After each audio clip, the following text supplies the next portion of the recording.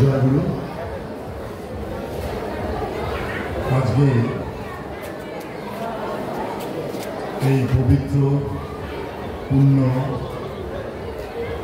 শ্রী শ্রী ঠাকুর অনুকূলচন্দ্রের 137তম আবির্ভাব মহামহোৎসবে প্রথমে আমি পরমপিতার রাতুল চরণে আমার প্রণাম জানাই এবং সেই পরমপিতার রাতুল চরণে এই উৎসবে আপনারা যারা এসেছেন, বিশেষ করে আজকে যে সভা, এই সভার সভাপতি মহোদয় শ্রদ্ধেয় সম্পদ নারায়ণ বন্দ্যোপাধ্যায়, তাকে আমার প্রণাম জানাই এবং বিশেষ করে আরও একজন বিশিষ্ট মানুষ উপস্থিত আছেন, প্রীতিগোপাল দত্তরায়, তাকেও আমার আন্তরিক রাজ শ্রদ্ধা জানাই। উপস্থিত ঋত্বিক দেবতাগণ, যাজক অধর্যবৃন্দ, শ্রদ্ধেয় গুরুজনগণ, শ্রদ্ধা মায়েরা, সকলকে আমার আন্তরিক রাজ শ্রদ্ধা এবং সঞ্চালক মশাইকে আমার শ্রদ্ধা জানিয়ে আজকে যদিও সময় কম, সময়টা অনেকখানি কমে গেছে, তা আমি বেশি ভূমিকা না করে সরাসরি বিষয়বস্তুর গভীরে ঢোকার চেষ্টা করব। জানি না কতখানি পারবো, না হলে তো সম্পদটাকে বলে রেখেছি আপনি আছেন, আপনি কভার করে দেবেন। আসলে উৎসব প্রত্যেক বছরই আমরা আসি, এছাড়াও আমরা সৎসঙ্গ করি। উৎসব কি করে না, উৎকৃষ্টকে সৃজন করে। উৎসবের মধ্যে দিয়ে একটা মানুষের চারিত্রিক উৎকৃষ্টতা লাভ করে, আর এই চারিত্রিক উৎকৃষ্টতা যখন আসে তখন মানুষটি মঙ্গল অভিগমনে প্রতিষ্ঠিত হয়। কিন্তু আজকে এই পৃথিবীর দিকে যদি একটু তাকিয়ে দেখি, তারপর আমি আমাদের কথায় আসবো।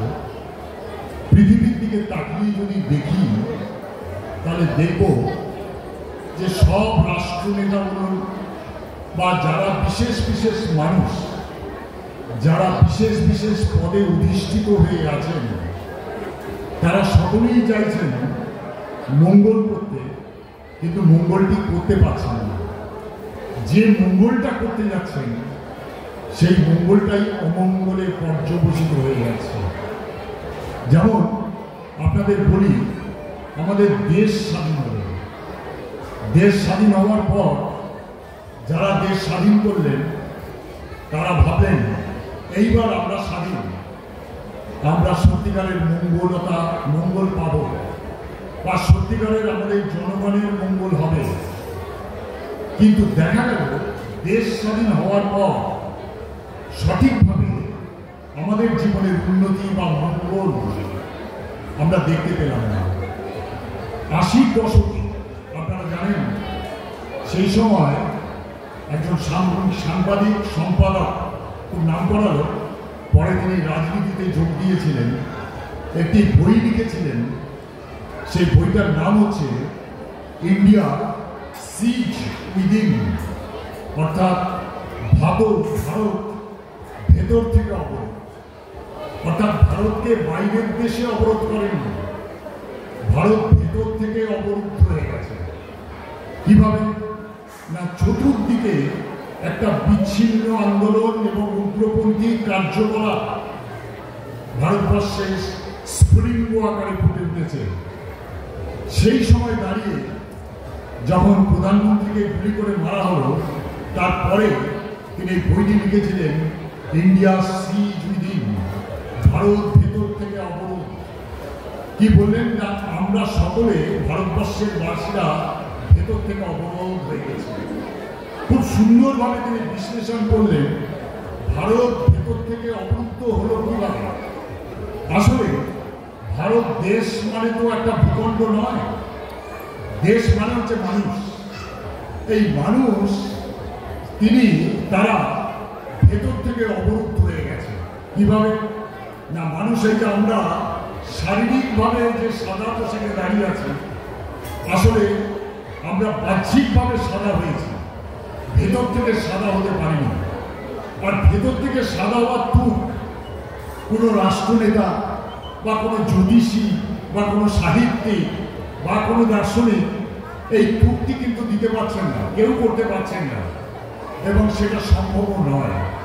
তাই দেখা গেছে স্বাধীন হওয়ার পর থেকে বা স্বাধীনতা লাভ করলাম আমরা যেভাবে, সেখান থেকে আমাদের মঙ্গলের জন্য যত কার্যকলাপ বা আন্দোলন হয়েছে, কোনো আন্দোলনই কিন্তু আমাদের মঙ্গল ডাকেনি।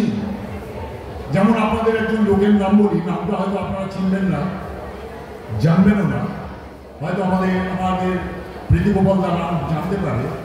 তার নাম হচ্ছে চিদানন্দ দাশগুপ্ত, আপনার নাম শোনেননি? যিনি বিদেশে একটি পত্রিকা বেরোতো, তার নাম হচ্ছে স্প্যান, সেই স্প্যানের ম্যানেজিং এডিটর ছিলেন। তিনি কলকাতায় চলচ্চিত্র আন্দোলন তিনি এবং সত্যজিৎ রায় মিলে শুরু করেছিলেন।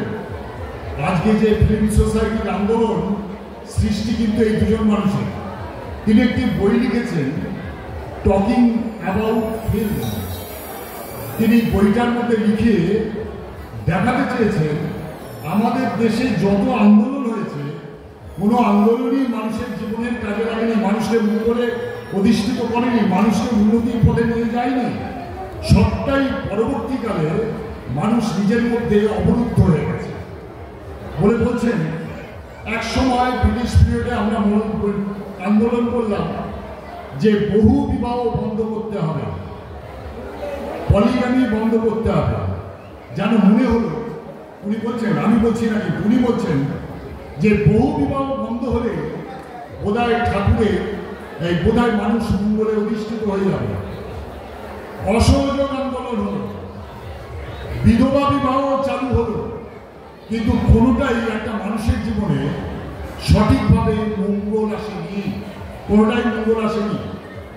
তাই যদি আসতো, তাহলে ভারতবর্ষ ভেতর থেকে প্রত্যেকটা মানুষ অবরুদ্ধ হতো না।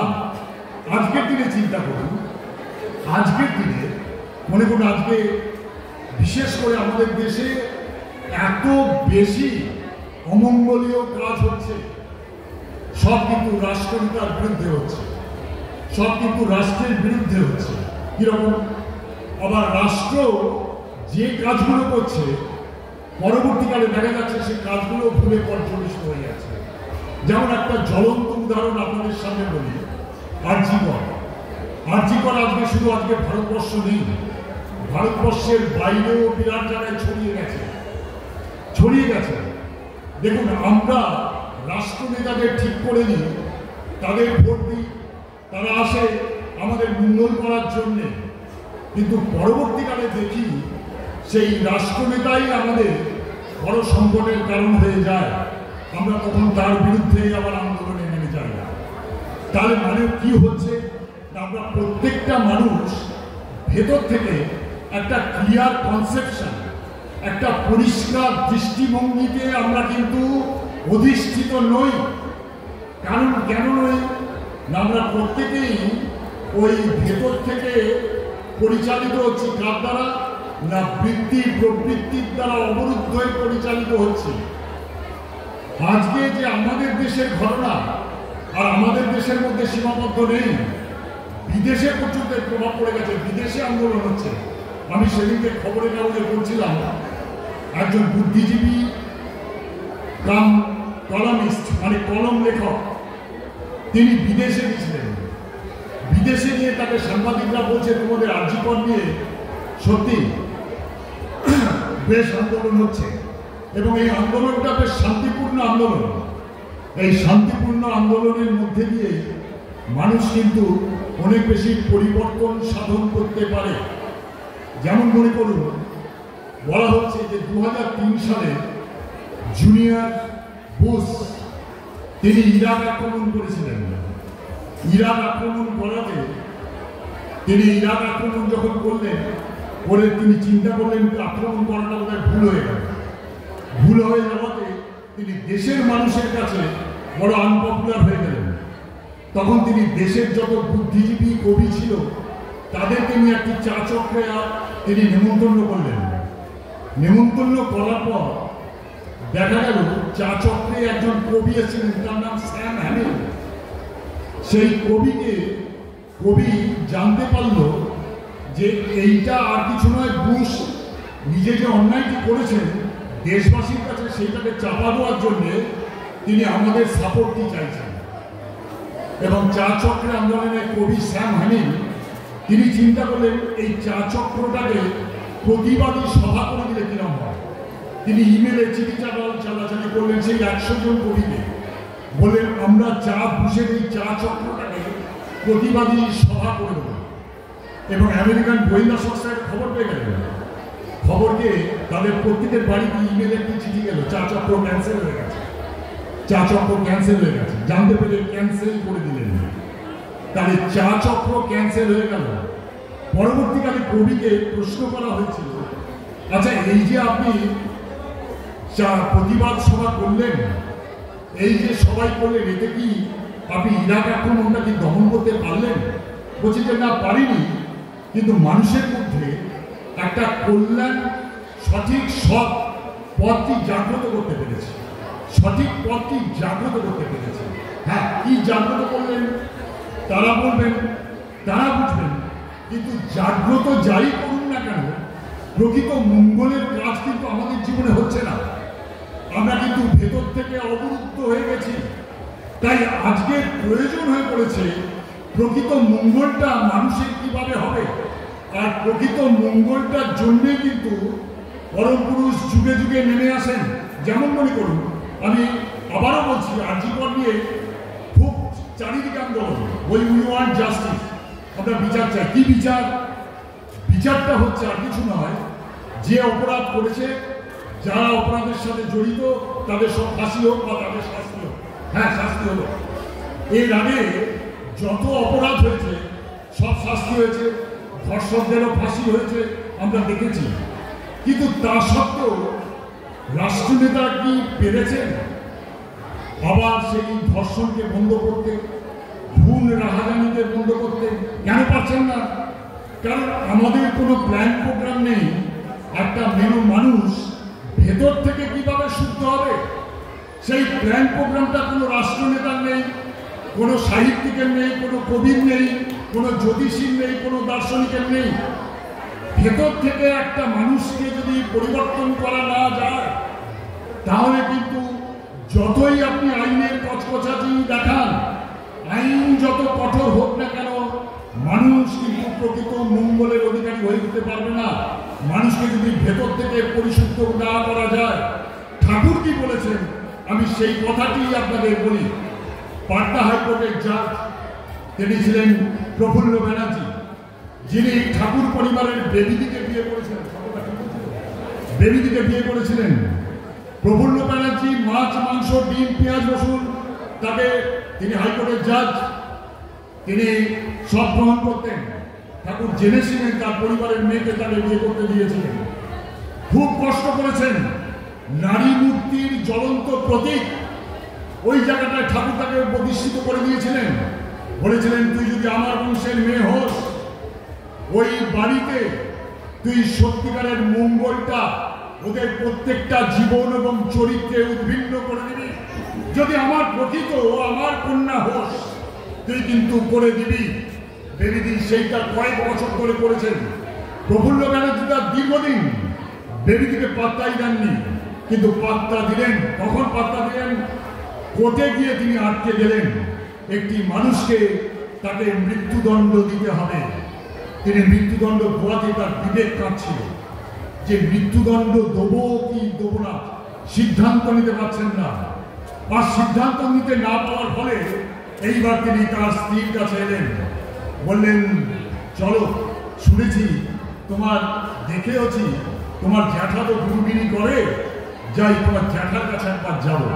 বেবিদি লুফে নিয়েছেন, বলে চলো, নিশ্চয়ই কোনো সমস্যা হয়েছে। বেবিদি লুফে নিয়েছেন। এই সমস্যার জন্য সেদিনকে প্রফুল্ল ব্যানার্জি তার খুব টেনশনে ছিলেন, চিন্তায় ছিলেন, কি করবেন। সিদ্ধান্ত নিতে পারছেন না, তাকে মৃত্যুদণ্ড দেবেন না দেবেন না। এই দেবীদি তার স্বামীকে নিয়ে, প্রফুল্ল ব্যানার্জিকে নিয়ে ঠাকুরের কাছে এলেন, আর ঠাকুর তাকে দেখে বলছেন, শোনো, যে জীবন তুমি দিতে পারো না সে জীবন কখনো নিতে যেও না, যে জীবন তুমি দিতে পারো না সে জীবন কখনো নিতে যেও না।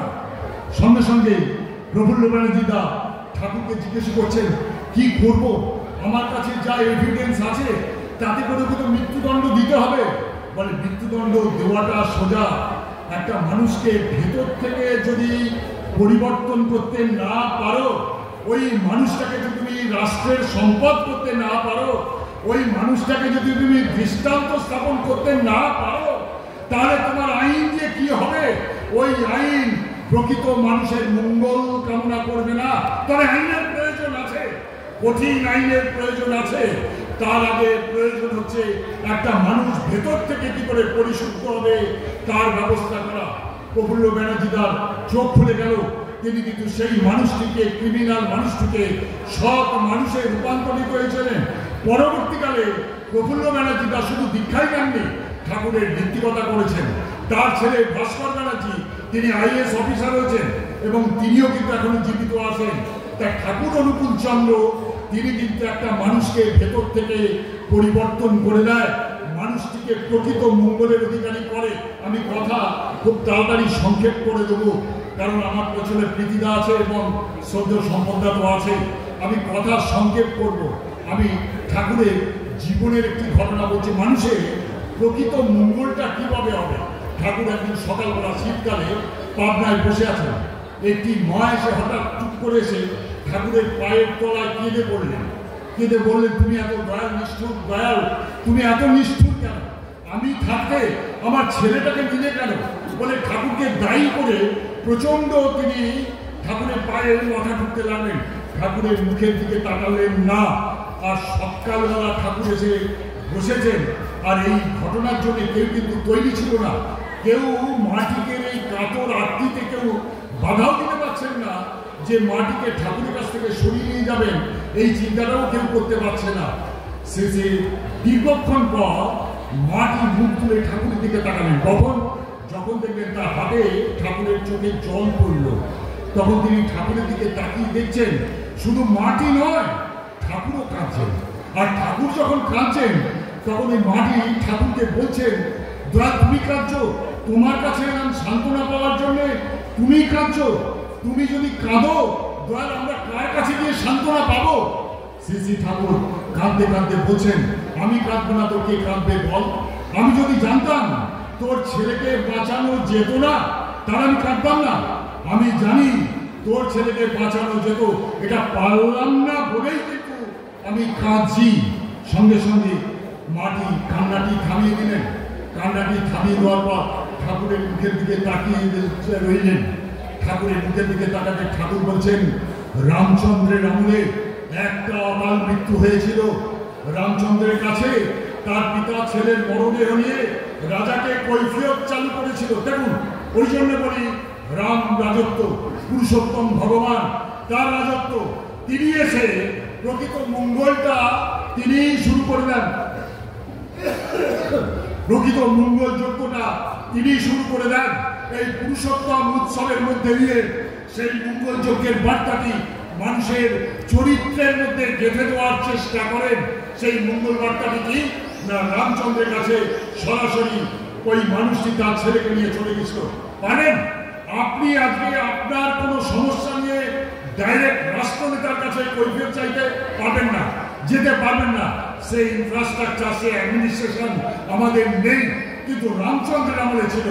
রামচন্দ্র তিনি বললেন না তুই বেরিয়ে যাও, বললেন না যে এর জন্য আমি দায়ী কোথায়, তুমি তো ছেলের মা, তুমি তো ছেলেকে জন্ম দিয়েছো, আমি দায়ী কোথায়? রামচন্দ্র কারণটি অনুসন্ধান করলেন। এই কারণমুখী হওয়ার নাম আধ্যাত্মিকতা।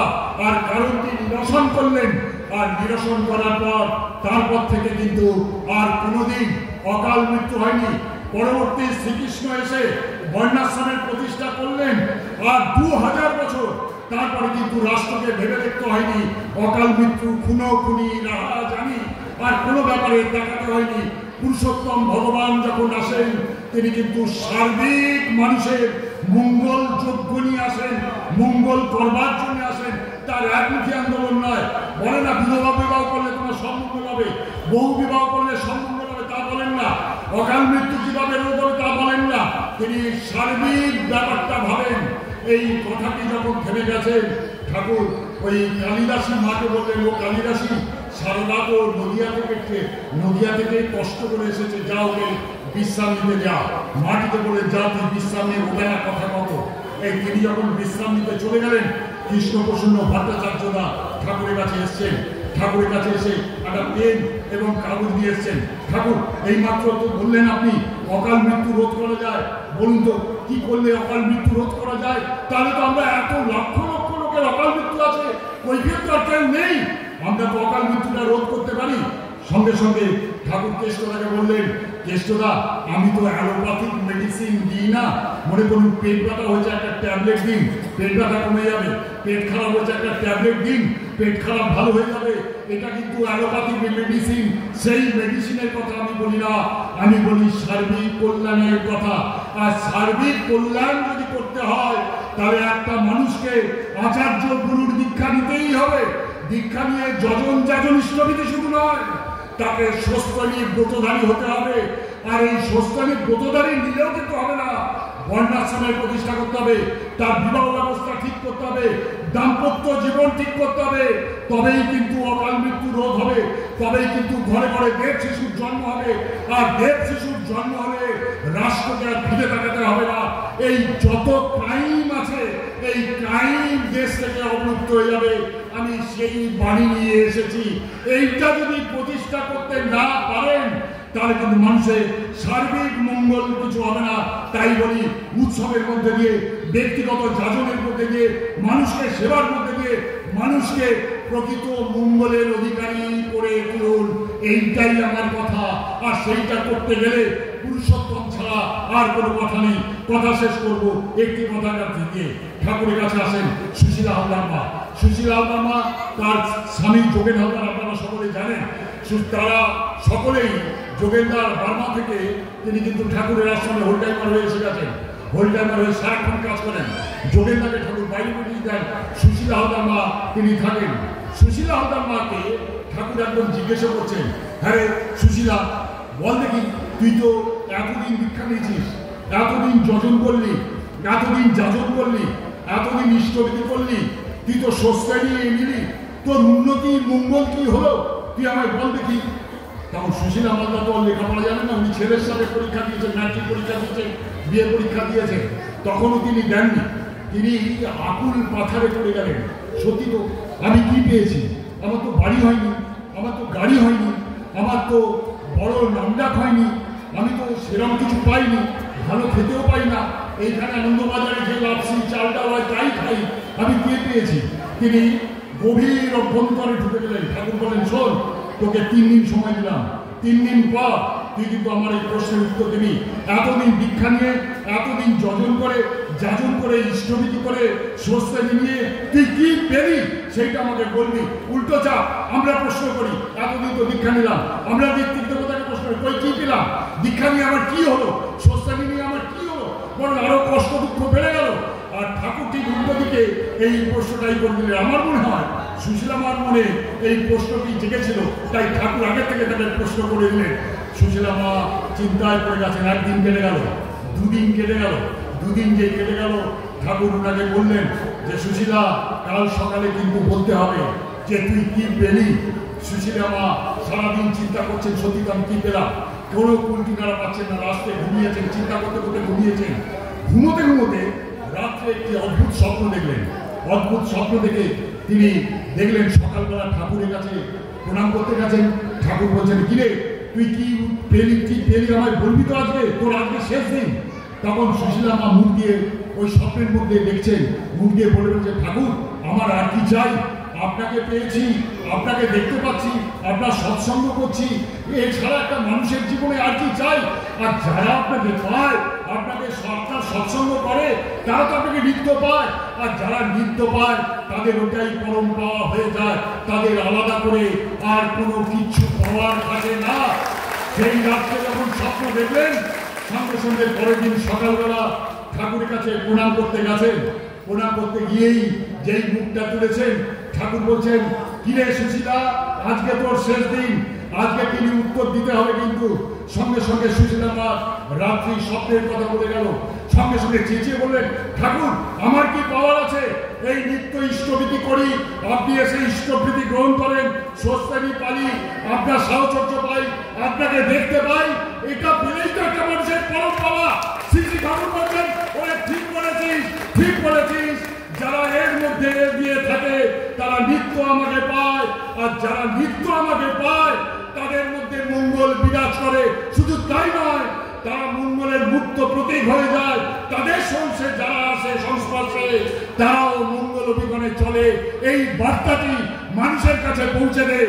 জয় গুরু, বন্দে পুরুষোত্তম।